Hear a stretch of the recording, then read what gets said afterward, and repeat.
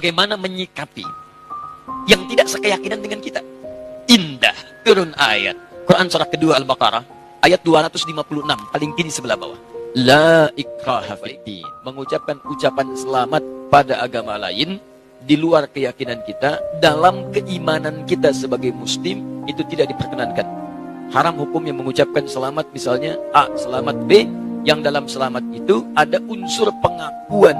Awas, ada unsur pengakuan, ada din selain Islam atau agama yang dibenarkan selain Islam. Itu adalah wilayah keyakinan iman kita. Sebetulnya sama aja.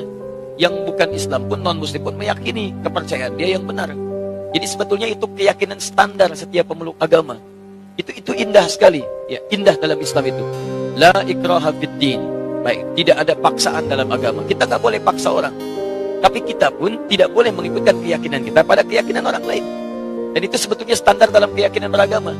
Silakan cek Quran surah ketiga Ali Imran ayat ke-19, paling kiri sebelah atas. Inna dina indallahil Islam. Inna dina, sungguh ad-din.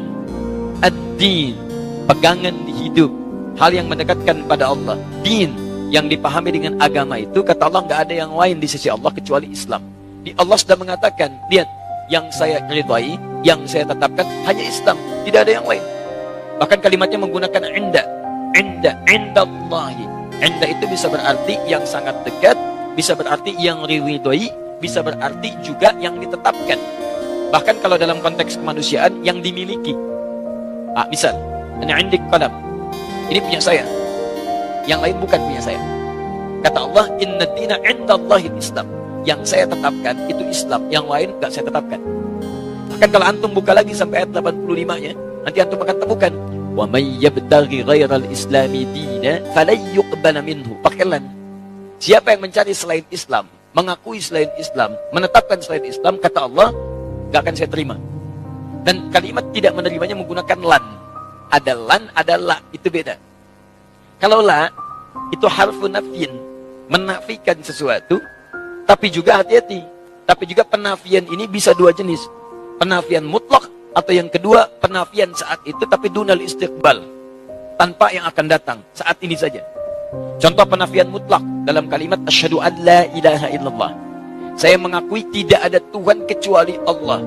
Ketika la-nya menafikan mutlak. Ketika menggunakan alif lam la ilaha, ketika menggunakan illa isbat.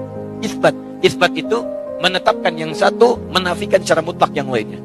Dia katakan asyhadu an la ilaha, saya mengakui, menyaksikan tidak ada Tuhan sama sekali, mutlak. Tolak. Illa, tetapkan, kecuali Allah, hanya Allah saja. Yang lain ditolak secara mutlak, hanya Allah yang kita tetapkan. Makanya ketika antum bersyahadat mengatakan asyhadu an la ilaha illallah, maka antum hanya menetapkan Allah saja dengan segala hukum yang telah Allah tetapkan dan menolak yang lainnya yang tidak Allah akui. Sekarang Allah tetapkan agama, din yang saya tetapkan hanya Islam saja, yang lain saya tolak. Dan penolakannya menggunakan lan. Perhatikan, pengakuannya menggunakan la illa, penolakannya menggunakan lan. Dalam ilmu nahwu, gramatikal bahasa Arab, lan itu harfu nafyin wa nasbin wastiqbalin. Harfu nafyin, huruf yang menafikan, tolak. Nasbin, menasabkan, kuat penolakannya. Wastiqbalin, sampai kapanpun, masa kapanpun, mau sekarang, mau alam kubur, sampai mau kiamat. Perhatikan cara menerjemahkan ayat itu. Wa may yabtaghi ghairal islami dina. Siapa yang mencari din, keyakinan, agama, kepercayaan ghairal Islam, selain Islam, falan yuqbala minhu. Saya nggak akan pernah terima. Sejak dia di dunia, sampai di alam kubur, sampai di akhirat nanti, saya nggak akan akui, kata Allah. Paham ya? Jadi ini wilayah keyakinan. Jadi dalam Islam kita punya keyakinan yang paling benar Islam. Makanya kita bersyahadat memutuskan masuk Islam. Non-muslim dia punya keyakinan yang benar menurut dia adalah kepercayaan dia. Makanya dia memutuskan mengambil keyakinan dia.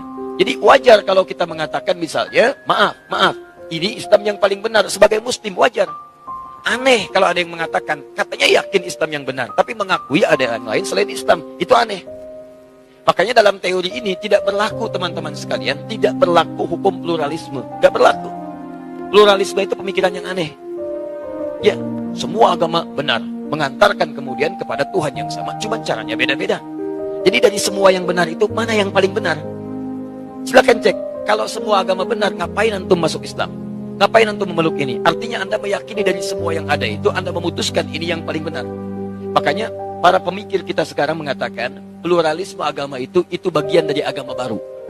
Jadi gado-gado dikumpulkan semuanya jadi kepercayaan baru. Hati-hati. Dan saya katakan pluralisme itu kemusyrikan kontemporer. Awas, hati-hati, kemusyrikan kontemporer. Jangan terjebak pada persoalan-persoalan yang demikian, itu mesti hati-hati. Nah, sekarang saya masuk pada inti jawabannya. Saya lambatkan ya. Saya mohon maaf karena kalau mengurai terlampau agak cepat karena waktu kita sangat terbatas. Sekarang saya runtutkan supaya runut bahasan kita. 1.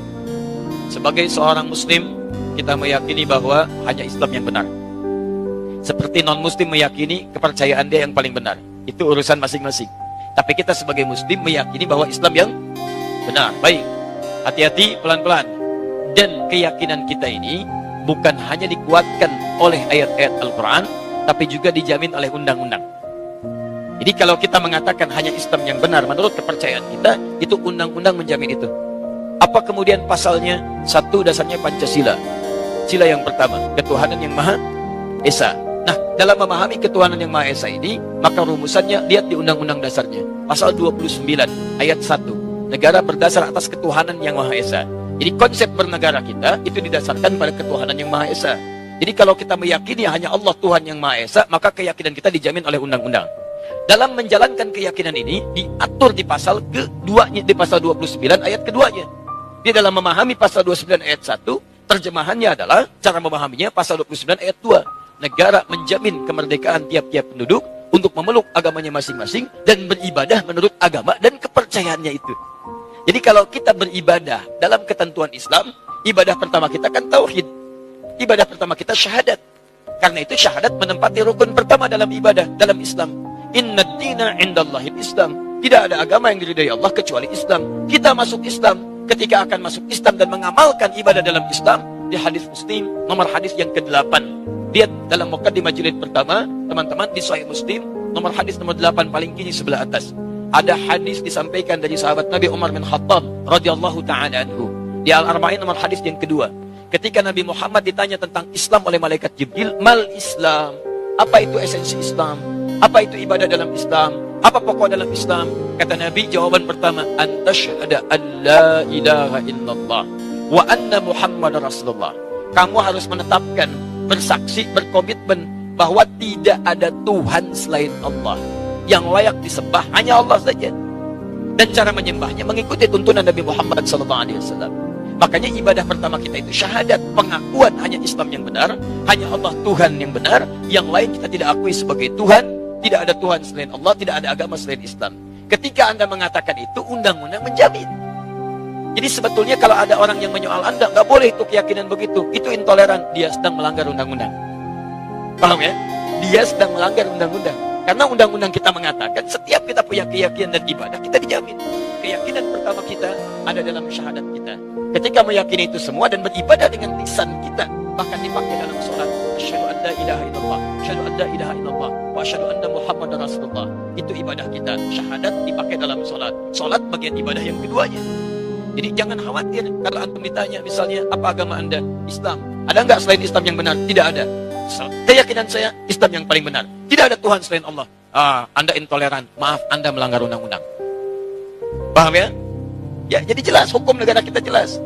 Hukum negara kita jelas. Jadi ini bagian yang pertama. Sekarang lihat, saya ingin tunjukkan tidak ada keindahan aturan kecuali dalam Al-Quran. Bagaimana menyikapi yang tidak sekeyakinan dengan kita. Indah, turun ayat. Quran surah kedua Al-Baqarah, ayat 256, paling kiri sebelah bawah. La ikraha fid din. Qad tabayyana ar-rusydu minal ghayy. Hei, kita meyakini, kamu yakin Allah Tuhan yang benar, Islam agama yang benar, tapi Anda tidak boleh paksa orang pada keyakinan Anda. Gak boleh kita paksa. Jadi kalau Anda paksa orang, apalagi dengan senjata misalnya supaya masuk Islam, bawa golok, Masya Allah, datang ke angkot, ayo masuk Islam, ayo masuk Islam, itu gak boleh. Tembak orang, bom orang misalnya, supaya masuk Islam, itu gak boleh. Bahkan ketika orang itu masuk Islam dalam keadaan terpaksa, Anda yang dosa. Anda yang dosa. Indah dalam Islam itu.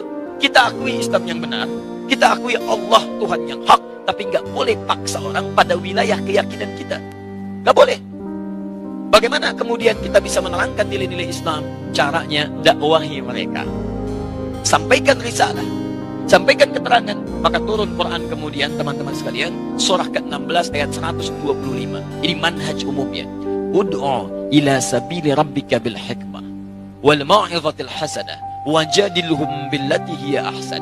Kalau ada orang belum mengerti tentang jalan Rabbmu, tentang Islam, maka silahkan terangkan, ajak mereka dengan hikmah. Bukan nasihat dulu, hikmah. Toleransi yang paling baik, lakum dinukum waliyadin. Kita tidak usah saling mengganggu. Jadi zero tolerance. Toleransi terbaik, zero tolerance. Jangan saling ganggu. Saya nggak ikut pada kepercayaan Anda pun nggak usah ikut-ikutan kami. Kita diskusi aja. Kalau nggak ketemu, silahkan kerjakan. Kami pun nggak akan ikut ke tempat ibadah Anda. Dan kami tidak harus menggunakan perangkat-perangkat pakaian seperti yang Anda kenakan. Anda pakai punya Anda, kami pakai punya kami.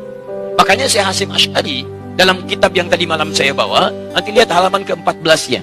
14, posisi paling kanan sebelah atas, paragraf yang pertama, baris ke-5 sampai 7.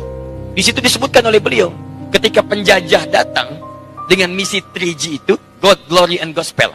Ya, dimulai nanti dari Portugis datang ke Nusantara tahun 1511 lewat Selat Malaka. Kemudian disusul setelahnya dengan yang lain sampai ada Belanda. VOC sebetulnya, syarikat dagang tapi bekerja sama dengan pemerintahan yang zalim. Datang dia menjajah Nusantara. Sebelum jadi Indonesia, beliau sudah keluarkan fatwa. Karena mereka misinya 3G, kemanapun ada, itu dibekali.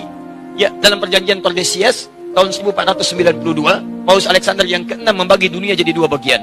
Untuk barat itu Spanyol, untuk timur itu Portugis. Diberi misinya 3G. Sekarang 4G. Ya. 3G, Gold, Glory, Gospel. Gold, itu, maaf, pencarian rempah-rempah, emas. Jadi, monopoli ekonomi. Ambil. Glory, itu ekspansi, penjajahan. Makanya ketika datang, kita katakan penjajah. Silahkan cek dalam buku-buku sejarah. Penjajah. Datang, menjajah. Kalau Islam tidak ada. Makanya silahkan cek di buku sejarah. Pernah nggak ada datang Islam ke Nusantara menjajah? Nggak ada. Silahkan cek di buku-buku sejarah. Penjajah Indonesia diantaranya orang Arab. Nggak ada.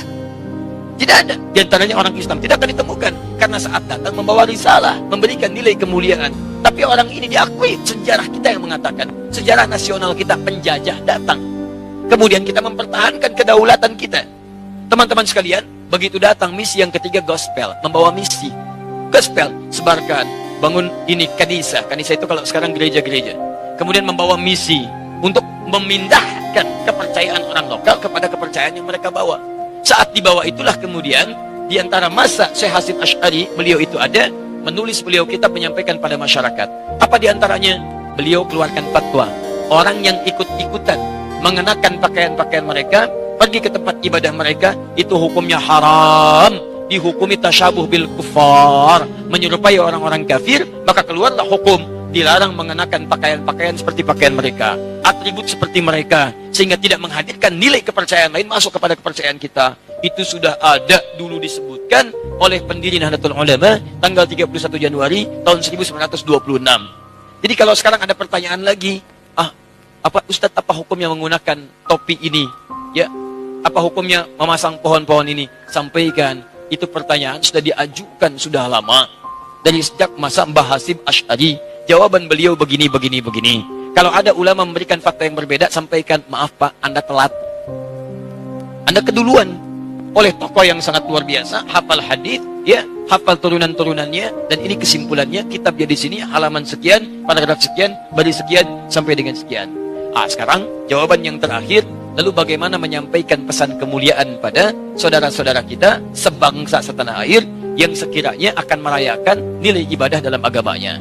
Kita katakan begini, saudara-saudariku, kita hidup berbangsa setanah air, kemudian kita hidup satu naungan Ibu Pertiwi. Mari kita jaga kerukunan dalam kehidupan ini.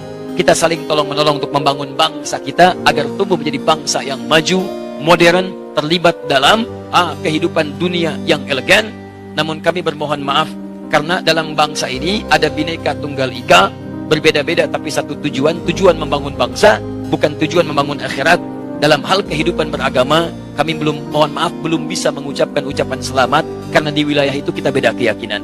Dan ini dijamin oleh undang-undang, tapi mohon maaf sebesar-besarnya ketidakmampuan kami mengucapkan selamat bukan berarti hubungan kebangsaan kita pun harus kemudian menjadi, maaf, tumbuh sifat negatif, tumbuh sifat saling membenci. Tidak, ini bagian ranah keyakinan kita saja, yang dengan itu kita saling menghormati.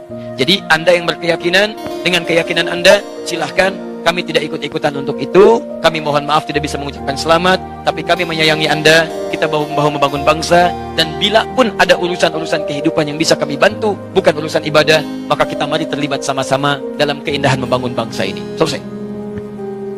What? Dan gak usah malu. Dan tolong, apakah ada non-muslim memaksa kita untuk mengatakan selamat? Tidak. Ini agak aneh memang. Non-muslimnya aja nggak nuntut, kenapa muslimnya rame? Jelas ya? Yang bikin rame kan orang-orang kita juga. Dan kita itu siapa mereka? Orang-orang penyakit ada hatinya. Itu yang bikin rame. Silahkan lihat tuh. Yang ribut mengucapkan masalah itu bukan non-muslim. Non-muslim biasa-biasa aja. Itu yang orang-orang ada penyakit di hatinya. Dan sebetulnya itu tantangan terberat kita. Itu yang paling berat. Ya.